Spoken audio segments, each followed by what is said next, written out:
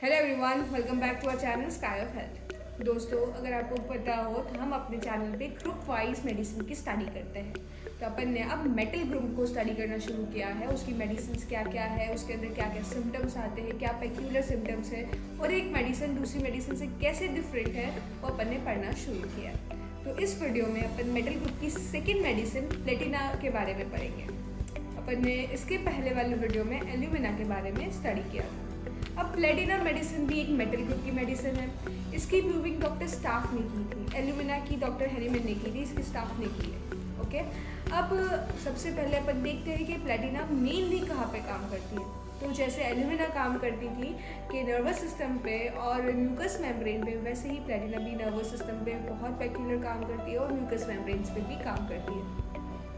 जो प्लेटिना का जो पेशेंट अगर आप देखोगे तो वो कैसा होगा कि बहुत ये मेनली वुमेंस रेमेडी, जैसे पल्सेटिला वुमेंस है, सीपिया वुमेन है, वैसे प्लेटिना भी एक वुमेंस रेमेडी है। इसके अंदर बहुत वुमेन रेमेडी और वुमेन कैसी होगी, प्राउड, एरोगेंट, रूड होगी, dark complexion, dark body makeup या तो डार्क हेयर स्टाइल, ये सब कंडीशन की अगर आपको वुमेन दिखती है तो वो हो सकता है कि प्लेटिना की हो। इसके अंदर सुपीरियॉरिटी कॉम्प्लेक्स बहुत ज़्यादा देखने को मिलता है।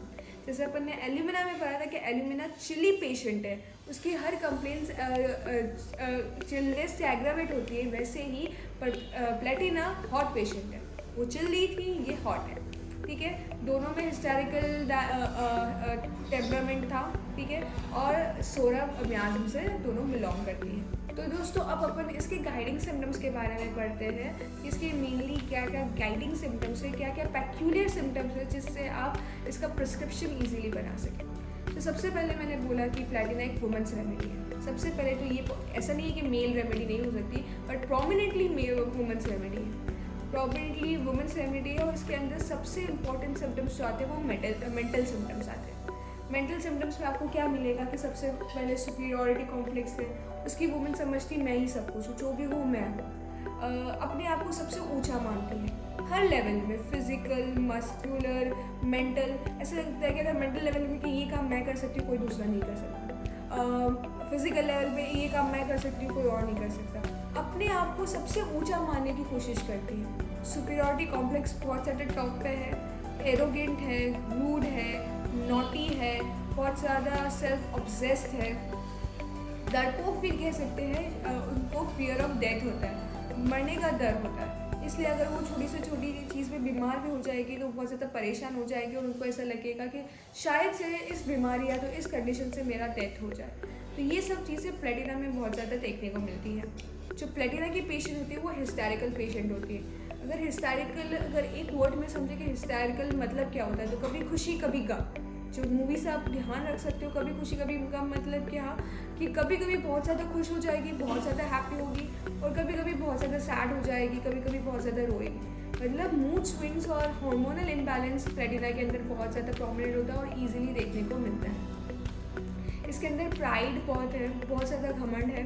अपने चीज़ों को लेके, अपने लेवल पे लेके बहुत ज़्यादा घमंड है और दूसरे लोगों को अपने आप से नीचा मानती है। दूसरे लोगों को नीची नज़र से देखती है कि जो काम मैं कर सकती हूँ और कोई नहीं कर सकता, मैं ही सब कुछ हूँ, मेरे अलावा और कोई कुछ भी नहीं है, ये सब। और इसके अंदर वीपिंग डिस्पोजिशन भी है। पल्सेटिला में भी अपन ने वीपिंग डिस्पोजिशन देखा तो वो भी वुमेन रेमेडी थी, पर वो पूरे अलग बेस पे चली जाती है कि वो डरपोक है, बहुत ज़्यादा नीव है, अपने आप से डरती है, खुद के डिसीजन नहीं ले सकती है ना। बट प्लेटिना जैसे अपोजिट है। प्लेटिना अपनी डिसीजन खुद लेती है, बहुत ज़्यादा प्राउडी है, बहुत ज़्यादा एरोगेंट है, बट वीपिंग डिस्पोजिशन है। जैसे मैंने बोला हिस्टैरिकल वुमन है, इसलिए कभी कभी उसके हार्मोनल इम्बैलेंस है, तो कभी कभी अपनी कंडीशन पे, अपनी डिजीज़ कंडीशन है तो अपने नॉर्मल बिहेवियरल कंडीशन को लेके वो रो देती है।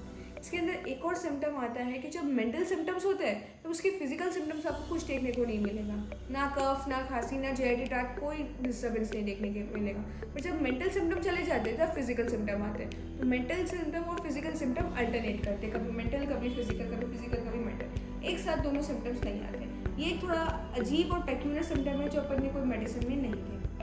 अब अपन बात करते हैं कि प्लेटिना के अंदर और नॉर्मल फिजिकल सिम्टम्स क्या क्या हैं। तो फिजिकल सिम्टम के अंदर फर्स्ट है एक्सेसिव सेक्शुअल डिज़ायर। निम्फोमेनिया की बहुत टॉप रेमेडी होती है।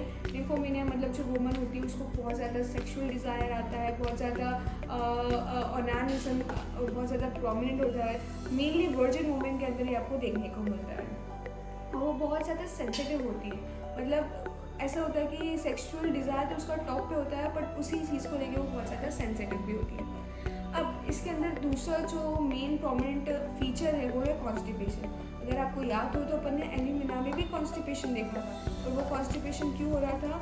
क्योंकि उसकी म्यूकस मेम्ब्रेन बहुत ज़्यादा ड्राई थी, उसकी वजह से सॉफ्ट स्टूल भी कॉन्स्टिपेशन के रूप में आ रही थी और बहुत ज़्यादा स्ट्रेनिंग और प्रेशर लगाना पड़ता था।